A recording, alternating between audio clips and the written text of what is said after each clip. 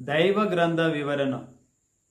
దేవుడు మనుషులందరినీ ప్రేమించి ఆయన మాటలను రాయించి భద్రపరిచి ముద్ర వేసి ఒక గ్రంథముగా మన చేతికి ఇచ్చాడు. అందులో 66 పుస్తకములు ఉన్నవి.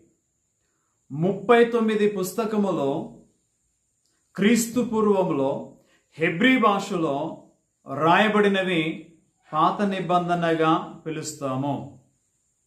27 పుస్తకములో క్రీస్తు శకములో గ్రీకు భాషలో రాయబడినవి క్రొత్త నిబంధనగా పిలుస్తాము. రాసిన వారు భూలోకమందున్న 40 మంది మనుషులు. ఆయా ప్రదేశాల్లో ఉండి వారు రాశారు. రాయించిన వాడు పరలోకమందున్న దేవుడు. రాసిన వారు మనుషులు అయినప్పటికీ రాయించిన వాడు పరలోకమందున్న దేవుడు. అందుకే ఇది దైవ గ్రంథముగా పిలుస్తాము.